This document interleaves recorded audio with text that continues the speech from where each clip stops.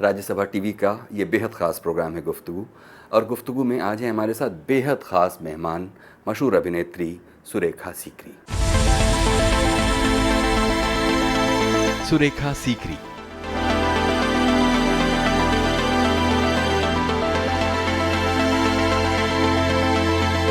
एक air force officer के घर में पैदा हुई सुरेखा सीकरी मशहूर अभिनेत्री और रंगकर्मी हैं। National school of drama Delhi से अभिनय के गुर सीखने वाली सुरेखा सीकरी ने 15 साल तक एनएसडी की रेपर्टरी में काम किया। रेपर्टरी करने के दौरान ही सुरेखा को फिल्मों में पहला मौका मिला 1978 में। फिल्म थी किस्सा कुर्सी का। अभिनय में हमेशा गुणवत्ता को तरजीह देने वाली सुरेखा ने अनादि अनंत, सलीम लंगड़े पे मत रो, मम्मो, नसीम, सरफरोश और रेनकोट जैसी फिल्मों में काम किया। फिल्म और टेलीविजन सीरियल तमस के लिए सुरेखा सीकरी को नेशनल फिल्म अवार्ड से सम्मानित किया गया है। सरदार जी सुनो, एक बात मैं तुमसे छुपाऊंगी नहीं। हमारा घरवाला और लड़का दोनों इस वक्त बाहर गए हुए गांव वालों के साथ, अभी लौट के आते होंगे। अब घरवाला तो मेरा आदमी अल्लाह मियां से डरने वाला है, तुमसे कुछ नहीं कहेगा, पर बेटा मेरा वैसा नहीं है। कुछ और लोग भी हैं उसके साथ। तुम्हारे साथ कैसा सलूक करेंगे मैं नहीं जानती, अपना नफा नुकसान आप सोच लो। उम्र के इस पड़ाव पर भी बेहद ऊर्जावान सुरेखा सीकरी को जो पहचान छोटे पर्दे से मिली वो अपने आप में नायाब है। मैंने सोचा था तुझे मना लूंगी, भूल गई थी कि बच्चों के बड़े हो जाने के बाद माँ का हक भी नहीं रहता।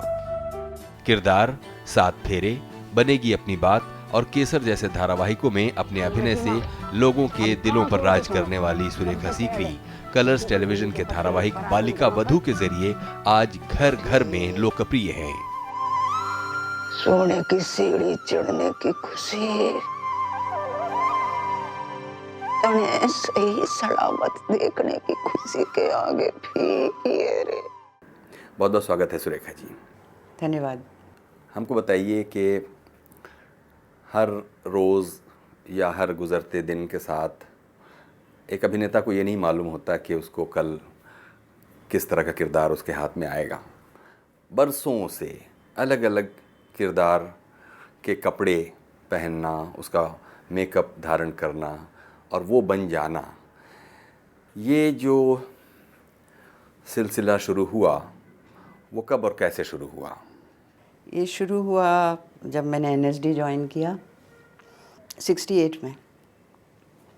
उससे पहले मैंने कॉलेज में एक दो रोल्स किए थे, वही ड्रेसिंग गाउन पहन के, वो मूंछ लगा के जैसे करते हैं, लेकिन बिल्कुल भी मुझे कुछ एक्सपीरियंस नहीं था और धीरे धीरे सीखना शुरू किया। 3 साल का कोर्स था और अच्छे टीचर्स थे, अलकाजी साहब थे और एटमॉस्फेयर एकदम चार्ज होता था, डिसिप्लिन वगैरह, तो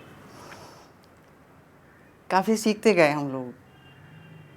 अलग अलग पहलू, प्ले एनालिसिस, एक्टिंग क्लासेस होती थी, कॉस्ट्यूम डिज़ाइन क्लास, मेकअप सीखते थे, लाइटिंग क्या होती है वो सीखते थे, फिर बैक स्टेज के एरियाज़ के बारे में। तो धीरे धीरे हम लोग सीखते गए। मैं तो बिल्कुल ब्लैंक थी, तो मुझे काफ़ी वक्त लगा कुछ पकड़ पाने में। आप बिल्कुल ब्लैंक थीं, ये कहने के पीछे क्या आधार है? एक आर्ट के पीस को, एक कलाकृति को जिस तरह प्रेजेंट करना चाहिए, उसके पीछे जो काम होता है और उसके पीछे जो टेक्निकलिटीज़ होती हैं और जो समझ होती है, वो बिल्कुल भी नहीं थी मेरे पास। तो बेसिकली वो सीखा हम लोगों ने। और मेरे पहले टीचर थे इस मामले में अलकाजी साहब। मैं हमेशा कहती हूँ कि उन्होंने हमें जो सिखाया, एक तो डिसिप्लिन सिखाया हमें, काम के प्रति श्रद्धा क्या होती है वो सिखाया उन्होंने, और उसके अलावा फिर बहुत सी चीज़ें, हाउ टू एनालाइज प्लेज, किस वक्त कैसा मेकअप होना चाहिए, किस वक्त क्या मूड होता है, क्या लाइटिंग होती है, क्या म्यूज़िक होता है, उस तरह की। अब उस उम्र में इतना सब सीख पाना मुश्किल था, लेकिन धीरे धीरे फिल्टर इन होता गया होगा ज़रूर। आपने कहा कि अलकाज़ी ने जो आपको श्रद्धा, काम के प्रति श्रद्धा, क्या यही वो केंद्रीय चीज़ है जो बाद में भी, क्योंकि जैसे जैसे आप ग्रो करते जाते हैं, जब अनुभव आपके समृद्ध होते जा रहे हैं, काम के अनुभव उसमें जोड़ते जाते हैं, क्या सिर्फ काम के प्रति श्रद्धा कोट एंड कोट वो है वो केंद्रीय चीज़ जो आपको एक ड्राइविंग फोर्स की तरह आगे ले जाती है? हाँ, काफ़ी हद तक, काफ़ी हद तक। श्रद्धा तो है ही, इंटरेस्ट भी है, और मेरे काम में ह्यूमन नेचर के साथ डील करना पड़ता है। अलग अलग तरह के लोग, उनके स्वभाव, उनके बात करने के ढंग, उनके एक्सपीरियंसेस, वो क्या थे, क्या हैं, ये जो स्किन एंड बोन है, इसके अंदर क्या है, क्या सोचते हैं, वो जानना मेरा काम है।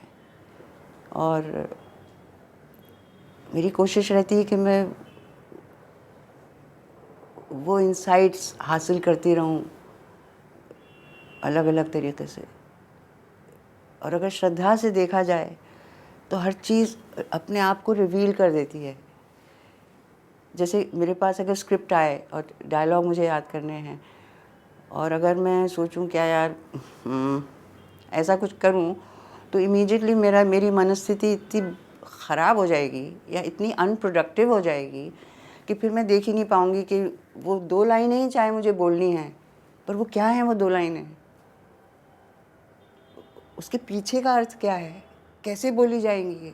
बोलने के बहुत से तरीके हो सकते हैं, एक ही लाइन को आप कई तरीक़ों से बोल सकते हैं। तो उसके पीछे जो रिसर्च होती है, सोच होती है, वो मुमकिन हो जाती है अगर आप चीज़ को श्रद्धा से देख रहे हो।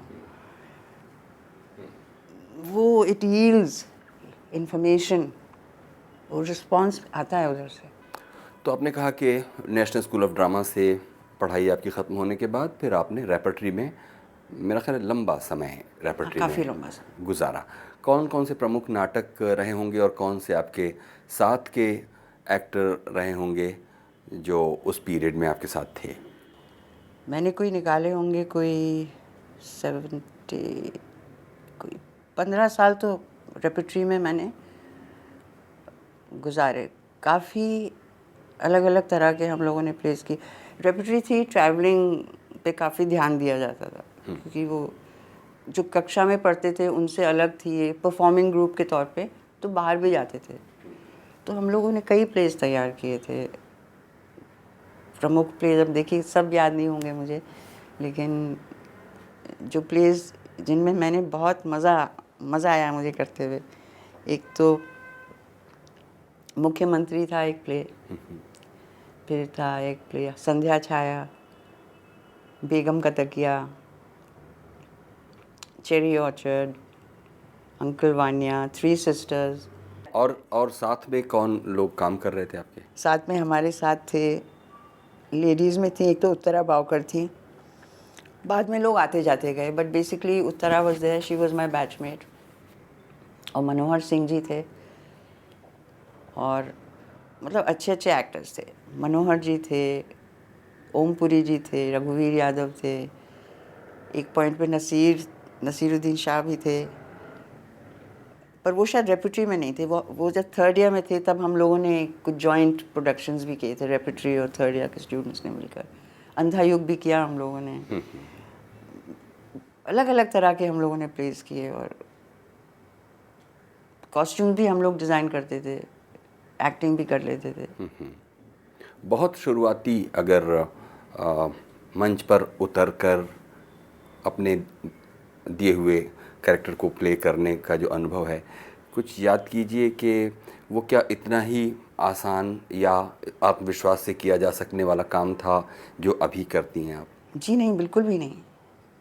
मेरा पहला प्रोडक्शन था, मुझे अभी भी याद है। हम लोग 1st ईयर में थे और हम लोगों से कहा गया कि अब हम लोग, स्कूल प्रोडक्शन हो रहा था, ट्रोजन वुमेन, उर्दू में ट्रांसलेटेड था, एक ग्रीक ट्रेजेडी, और उसमें सीनियर एक्टर्स लाइक सुधा शिवपुरी, ओम शिवपुरी, ये लोग सब थे उसमें। और हम लोग उसी वक्त 1st ईयर में आए थे, तो हम लोगों को भी रोल्स दिए गए। श्रीलता एक मेरी साथी, उनको कैसेंड्रा का रोल दिया गया। उत्तरा को बहुत अच्छा सा, हेक्टर की बीवी थी शायद वो, उसका रोल दिया गया। और मुझे हेलन ऑफ ट्रॉय का रोल दिया गया। मेरी एक सीन था मेरा, मैं सच कह रही हूँ, मुझे स्टेज पे खड़ा होना नहीं आता था। मेरे घुटने लॉक हो गए थे, मैं एंट्री नहीं ले पा रही थी। फिर जब जैसे तैसे मैंने एंट्री ली, क्योंकि शो चल रहा है, आप खड़े थोड़ी विंग में नहीं खड़े रह सकते। सच कह रही हूँ, मैं यूं यूं करके चल रही थी। फिर मेरी जब बोलना चाहा तो मेरी आवाज़ नहीं निकल रही थी, गला मेरा रुंधा हुआ था। जाने क्या सोचा होगा ऑडियंस ने और अलकाजी साहब ने, और शिवपुरी जी के साथ मेरा सीन था। आई स्टिल रिमेम्बर, बहुत ही एम्बैरेसिंग था मेरे लिए वो सब कुछ, एंड नर्वस में बहुत थी, पता नहीं मैंने कैसे किया। और फिर धीरे धीरे करके वो आत्मविश्वास आता गया। और इसमें कौन कैटलिस्ट बना होगा? कैटलिस्ट तो कह नहीं सकती, लेकिन उन 3 सालों में मैं काफ़ी ब्लैंक रही। मतलब सबने पढ़ाया, सब कुछ देखा सीखा, लेकिन फिर भी वो जेल नहीं हो रहा था मेरे दिमाग में पूरा चक्कर। फिर 3 साल के बाद कहीं जाकर एक दिन सडनली सब समझ गई मैं, सब समझ गई। मैंने उस स्टेज तक आते आते जो समझ जाना चाहिए था मुझे, वो मैं तब जाके समझ गई। कैटलिस्ट शायद कोई अंदर ही रहा होगा कि एक दिन मैं बैठी थी, मैं वहाँ स्टूडियो थिएटर में रविंद्र भवन में, और लाइटिंग चल रही थी, 3 सिस्टर्स या पता नहीं किस प्ले की लाइटिंग थी, और सडनली सब कुछ समझ में आने लगा मुझे। वो अंधेरे हॉल में बैठकर जब आप लाइटिंग होते हुए देखते हैं ना, स्पॉटलाइट्स एंगल हो रही हैं, एक अजीब सी मिस्टीरियस फीलिंग पैदा हो जाती है दिल में। वो देखकर सडनली एक अजीब सा मुझे लगा कि क्या है ये थिएटर, क्या चीज़ है। काफ़ी कुछ समझ में आ गया मुझे उस क्षण में। न जाओ जी, रुक जाओ।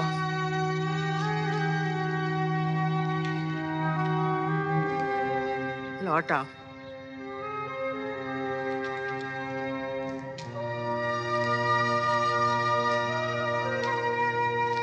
तुमने हमारे घर का दरवाजा खटखटाया है, दिल में कोई आस लेकर आए हो, जो होगी देखी जाएगी। आ जाओ, आ जाओ। ये ऊपर वाली कोठरी है, इसमें चुपचाप बैठ जाना, किसी को पता ना चले, आवाज ना करना। एक तो आपने कहा कि उन 3 बरसों में जब आप स्कूल में पढ़ रही थी तो काफ़ी डम थी वहाँ और फिर एक उदाहरण आपने ये भी दिया कि जो प्ले था जिसमें आप हेलेन ऑफ ट्रॉय कर रही थी और वो सब घुटने जाम हो गए और बोल भी नहीं पा रही थी, तो क्या नाटक करने और नाटक सीखो जाकर क्या हालात थे कि आप स्कूल आई जबकि आपके अंदर वो स्वाभाविक नाटक नहीं था? तो किन परिस्थितियों में आपको ड्रामा स्कूल में आना पड़ गया था? Just by chance. असल में क्या हुआ कि मेरी जो छोटी बहन है वो इंटरेस्टेड थी।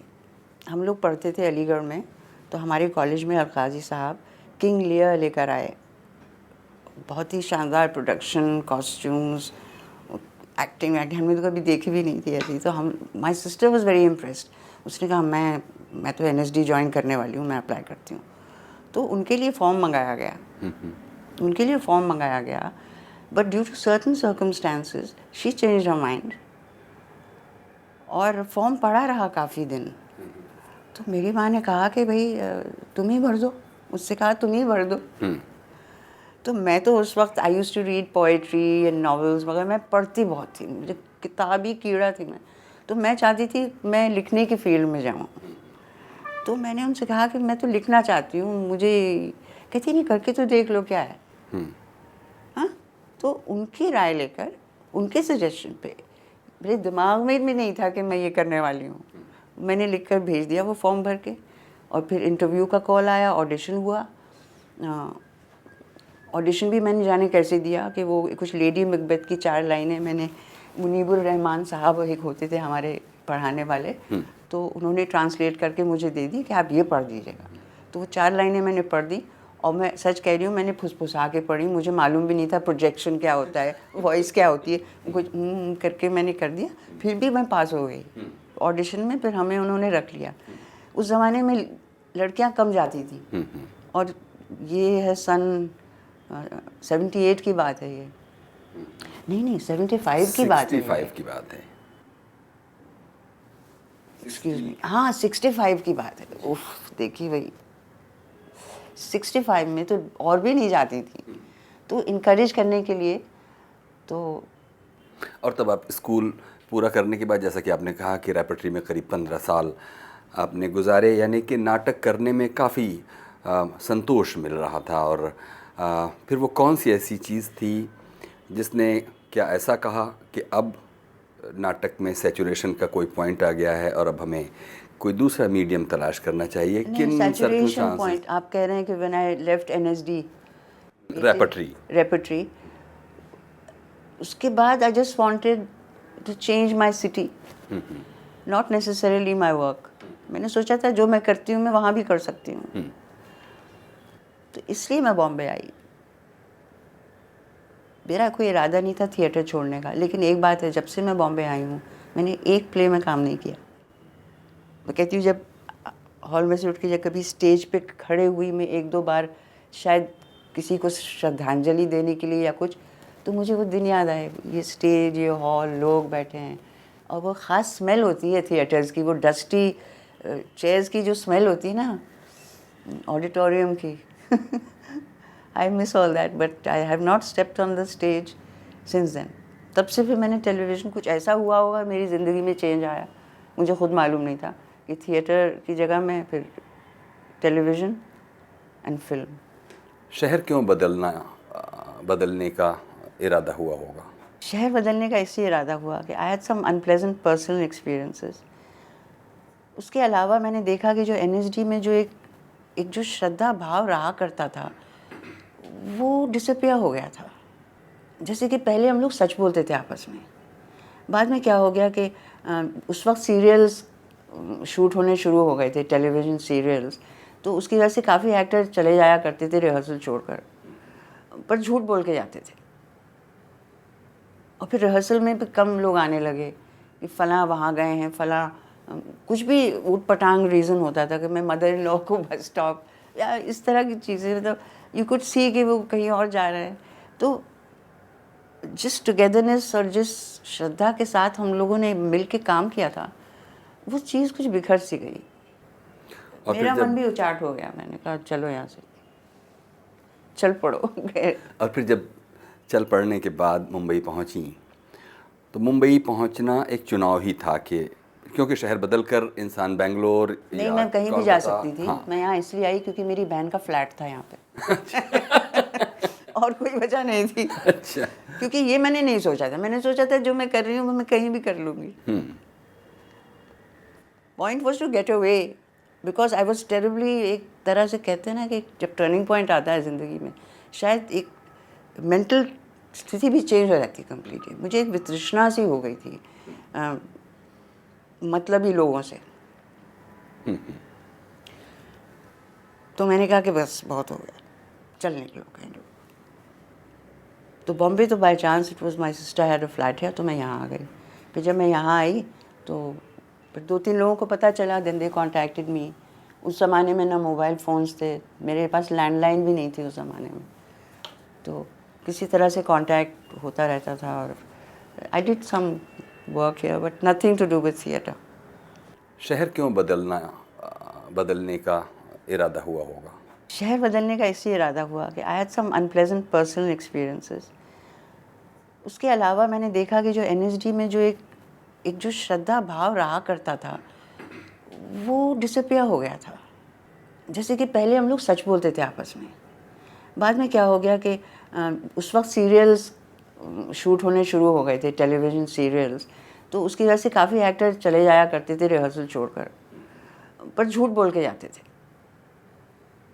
और फिर रिहर्सल में भी कम लोग आने लगे कि फ़लाँ वहाँ गए हैं, फ़लाँ कुछ भी ऊट पटांग रीज़न होता था कि मैं मदर इन लॉ को बस स्टॉप या इस तरह की चीज़ें, मतलब यू कुड सी कि वो कहीं और जा रहे हैं। तो जिस टुगेदरनेस और जिस श्रद्धा के साथ हम लोगों ने मिल के काम किया था, वो चीज़ कुछ बिखर सी गई। चलिए, थिएटर तो नहीं, लेकिन फिल्म, ख़ास तौर पर फिल्म, क्योंकि तब तक तो टेलीविज़न का इतना दौर दौरा नहीं था। आपको यहाँ आने के बाद पहला काम क्या मिला होगा?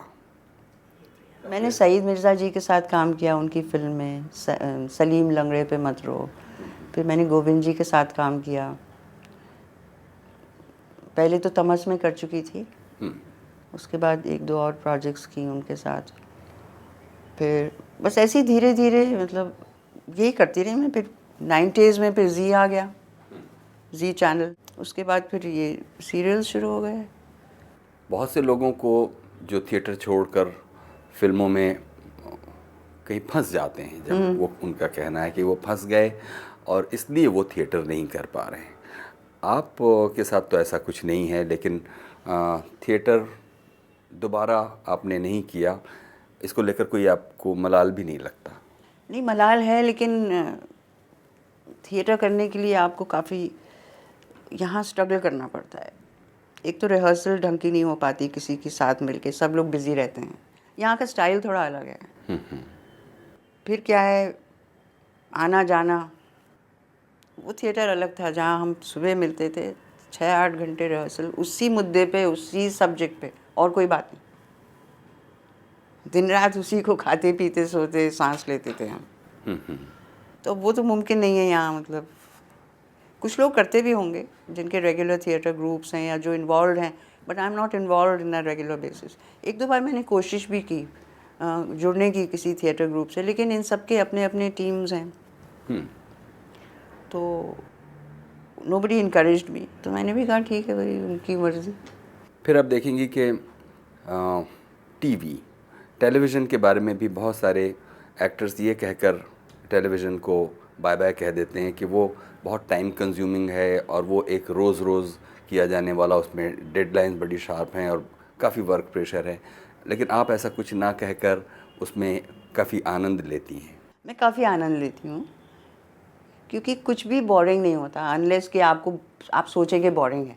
वही माइंडसेट की जो बात होती है ना, तो जब बोरिंग आपको नहीं लग रहा है या आपने तय कर दिया है भैया मैं तो नहीं सोचूंगी बोरिंग है, देखूं तो क्या है। अगर आप इस तरह से अप्रोच करें काम को, तो चाहे आप वही रोल 15 साल करते जाएं, रोल वही है, कपड़े वही हैं, कपड़े भी बदल जाते हैं 15 साल में, लेकिन सीन नया होता है ना हर बार। और 15 साल बाद वो कैरेक्टर भी 15 साल और वो आगे आ चुका होता है स्टोरी लाइन में भी, और हर सीन अलग है, हर डायलॉग अलग है। तो अगर आप उसको पिटे हुए ढंग से ना करें तो वो तो अपने में इट्स अ फ्रेश प्रोपोजिशन। पिटा हुआ एटीट्यूड अपना हो जाता है। एक ढर्रे में फंसने का जो होता है ना, उसमें हम नहीं फंसते। There is nothing like a ढर्रा as far as I am concerned. Everything is interesting. और अगर श्रद्धापूर्वक आप वही काम करें, श्रद्धापूर्वक करते करते एक प्यार उपजता है उस चीज़ के प्रति, फिर वो चीज़ भी रिस्पॉन्स देती है, ऐसा कि कई जवाब मिल जाते हैं, कई सीक्रेट्स खुल जाते हैं। So I don't find it boring. चाहे मैं वही कैरेक्टर कर रही हूँ, चाहे मैं 10 अलग अलग कैरेक्टर्स खेलूँ, my work remains equally interesting for me because each day is different, each scene is different. कैसे बदमाश है देखा, निकल पड़े। अब डांट के रखूंगी इन आसमान को। सारी विदाई से पहले मजाड़ जो एक भी निकल जाओ साहब। क्या बोली थी तू? मेहंदी की सुगंधा में ना? हाँ। और तब भी कि as a television actor, movie जो भी है, मतलब एक्टर की ज़िंदगी ही बड़ी इंटरेस्टिंग होती है। वो मतलब 9 to 5 वाला चक्कर नहीं होता ये। और तब जबकि आप अपने काम को अच्छी तरह जानते हैं और आपको नहीं मालूम होता कि आपके साथ जो फेलो एक्टर होगा वो कौन होगा या होगी, और तब जब रिस्पॉन्सेस एक्सपेक्टेशन के हिसाब से नहीं मिलते तो एक तरह की खींच भी पैदा होती है। हाँ, कभी हुआ करती थी, लेकिन आई हैव आउटग्रोन दैट, क्योंकि उससे कोई फ़ायदा नहीं है। तो पॉइंट ये है कि भाई अगला एक्टर चाहे चलो इंटरेस्टेड नहीं है, वो जैसे तैसे, कोई बात नहीं, आप उसके साथ ढल के चल सकते हैं। ऐसा नहीं कि मतलब ऐसा लगे कि वो तालमेल नहीं बैठ रहा, तालमेल बिठा लेते हैं उसी ढंग से, फिर धीरे धीरे हो जाता है ना। और जब जो कोई लंबे सीरियल जो चल रहे होते हैं उसमें आपको किसी एक पर्टिकुलर दिन की शूटिंग में कितना काम ऐसा कर देना होता है जिसकी बात आप कह रही थी कि फ्रीज़ डिफ्रीज़ की बात, वो क्या है, वो ज़रा हमको समझाइए। आजकल का जो डेली सोप का जो सीन है उसमें हर एपिसोड इम्पोर्टेंट होता है दर्शक को बांधे रखने के लिए। तो एपिसोड का जो एंड होता है वो बहुत इम्पोर्टेंट होता है, वो क्लिफ हैंगर जिसको हम पहले कहा करते थे, कि ऐसी जगह जाके कहानी को रोकना कि दर्शक की सांस रुक जाए और वो आतुर रहे कि भैया अगला एपिसोड हमें देखना ही देखना है कि अब क्या होता है। तो इस पॉइंट तक पहुंचने के लिए राइटर को कोशिश करनी पड़ती है हर बार, और उसमें कभी कभी कॉम्प्रोमाइज़ हो जाते हैं कैरेक्टर्स को लेके, सिचुएशंस को लेके। तो फिर उसके आसपास थोड़ा अपने आप को थोड़ा एडजस्ट करते हुए, उसको भी जस्टिफाई करते हुए फिर करना पड़ता है। क्योंकि अगर आपका अगर क्लिफ हैंगर नहीं हुआ, आजकल उसको फ्रीज़ बोलते हैं, क्योंकि वो फ्रीज़ हुआ और फिर वो क्रेडिट्स आने शुरू हो गए, फ्रीज़ पॉइंट। अगर freeze point is the one कि जो दर्शक को पकड़ के रखे, तो वो तो पहले से ही है, वो कोई नया कॉन्सेप्ट नहीं है। मगर अब और ज़्यादा फीवरिशली लोग उसके पीछे पड़े हुए हैं, क्योंकि इतने चैनल्स हैं, इतने शोज़ चल रहे हैं कि कौन सा सबसे ज़्यादा अपीलिंग होगा, इस बात की भी कंपटीशन सा लगा रहता है चैनल्स के बीच में।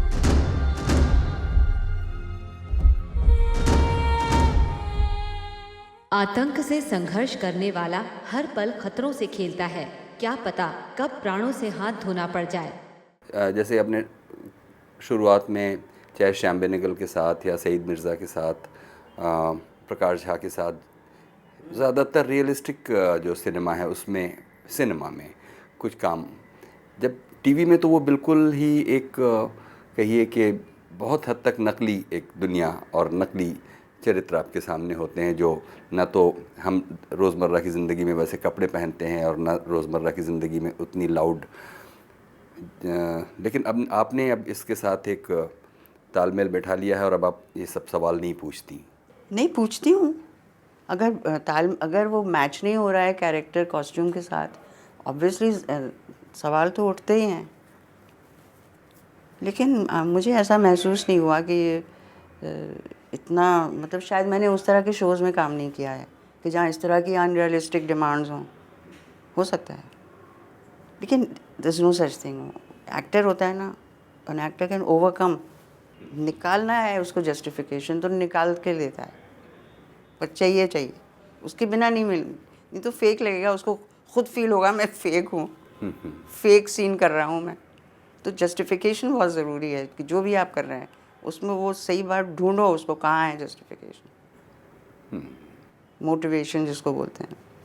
एक एक्टर के तौर पर आपकी खुद क्या महत्वाकांक्षाएं क्या रहीं जो पूरी हुई या नहीं हुई, इस बारे में बताइए। कि जब आपने शुरू किया तो सोचा कि ये हमारे सामने गोल है और हमको ये अचीव करना है। एक्चुअली मैं हमेशा से ही ऐसे, I been such a confused person कि I never even entertain the thought of a गोल।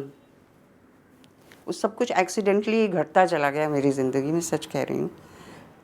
मेरा अभी भी कोई गोल नहीं है एक्टिंग वगैरह किसी भी चीज़ को लेकर।